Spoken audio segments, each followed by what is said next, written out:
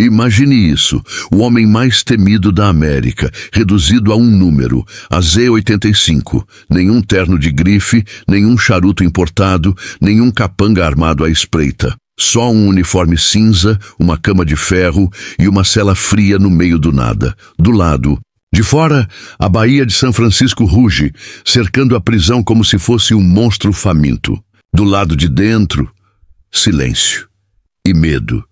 Porque Al Capone, o rei do crime organizado, não dominava mais nada. Essa é a história real de quando o chefão mais perigoso dos Estados Unidos enfrentou sua maior sentença, a perda total de controle. Já deixa o like, se inscreve no canal se ainda não for inscrito, porque o que você vai ouvir agora não é só um pedaço da história. É o retrato de como até os mais poderosos podem desmoronar. Capone não foi direto para Alcatraz. Em 1931, foi condenado por sonegação de impostos, uma ironia grotesca, considerando que ele mandou matar dezenas, talvez centenas de pessoas, mas foi preso por números em papel. Começou sua pena na penitenciária de Atlanta, onde logo subverteu o sistema. Subornava guardas, recebia visitas fora de hora, comia refeições especiais e vivia quase como um rei. Ainda comandava parte do império criminoso de Chicago, mesmo trancado. Mas o governo sabia, Capone precisava ser quebrado de verdade. Foi então que ele foi enviado para Alcatraz, em 1934. A prisão mais rígida, mais solitária e mais impenetrável dos Estados Unidos. Lá não existia privilégio, e foi isso que o destruiu. Quando o trem que o levava chegou ao cais, Capone desceu escoltado por agentes fortemente armados. Nenhum olhar amistoso, nenhum aceno. Os jornalistas esperavam escândalos, declarações, ousadas, ameaças. Mas o que viram foi um homem calado, um olhar pesado e, segundo relatos, um tremor leve nas mãos. Já na balsa, enquanto se aproximava da ilha, Capone teria dito apenas uma frase: "Esse lugar cheira a morte." E ele estava certo. Alcatraz não era só uma prisão. Era um purgatório flutuante. Uma ilha cinzenta, onde as paredes pingavam sal, os corredores ecoavam os próprios passos e a cela se tornava um espelho da sua própria mente. Quando Capone entrou pela primeira vez no bloco D, a ala mais temida, foi recebido com um silêncio hostil. Outros detentos o odiavam. Ele não era um deles. Era o chefão, o intocável. Mas ali era só mais um. E pior, alguns presos tinham contas antigas com a máfia. Ele sabia que estava cercado por homens que matariam por um cigarro ou por glória. Logo percebeu que sua fama ali era um fardo. A cela de Capone era como qualquer outra, menos de 2 metros de largura, vaso sanitário, pia, cama de ferro, uma mesa minúscula. A primeira noite foi marcada por pesadelos. Ele gritava nomes. Frank, Johnny, Tony. Guardas anotaram isso. Nomes de antigos aliados ou fantasmas das pessoas que mandou matar. Ele acordava suando frio, apertando os lençóis como se estivesse segurando uma arma invisível. Aos poucos, a sanidade começou a escorrer pelos dedos. Sua rotina era sufocante. Acordava às 6h30, café amargo, trabalho forçado. Capone foi designado à lavanderia.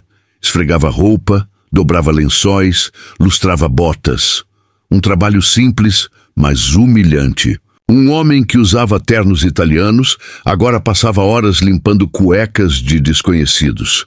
Para ele, aquilo era mais doloroso que qualquer tortura física.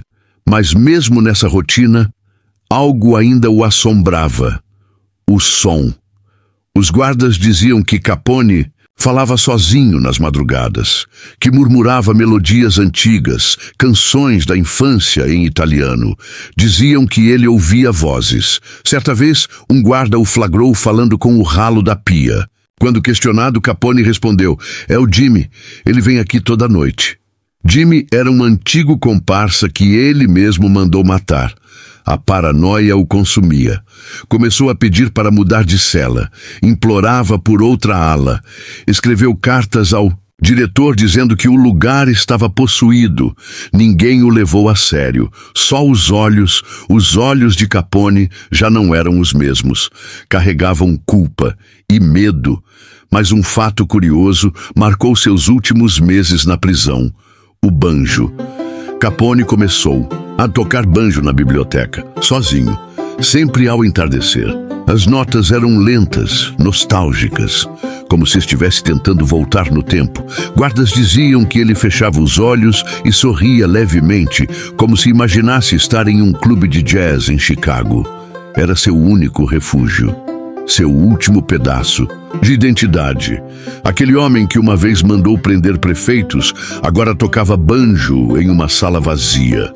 Mas a deterioração era visível, a sífilis avançava, a demência se intensificava. Capone esquecia onde estava, confundia os presos com parentes, começava a falar em códigos antigos da máfia. Às vezes entrava em crises de fúria e quebrava objetos. Outras chorava feito criança. Médicos da prisão o classificaram como mentalmente instável e perigosamente vulnerável. Mas em Alcatraz não havia tratamento, havia apenas o tempo. E o tempo faz o que nem o FBI conseguiu: destrói até os mais intocáveis. Em 1939, após cumprir cerca de 4 anos e meio, foi transferido por causa do seu estado mental. Foi tratado por um curto período e logo depois libertado. Mas era tarde. Sua mente estava fragmentada. Em sua mansão na Flórida, Capone vivia em um mundo próprio. Falava com fantasmas, ria sozinho, andava em círculos. Quando perguntavam sobre Alcatraz, ele respondia: ainda escuto as ondas e, às vezes, os gritos. Morreu anos depois, debilitado, com uma mente que já não reconhecia a própria história. O homem que desafiou o governo americano foi derrotado por um silêncio que ninguém vê. Hoje, quem anda pelos corredores de Alcatraz pode visitar sua cela. Nada nela brilha, nenhum retrato, nenhum símbolo, só concreto e ferrugem. Mas dizem que em algumas tardes, bem silenciosas, é possível ouvir um som fraco de banjo vindo da biblioteca, mesmo quando não há ninguém por lá. Essa é a história de como até os gigantes caem.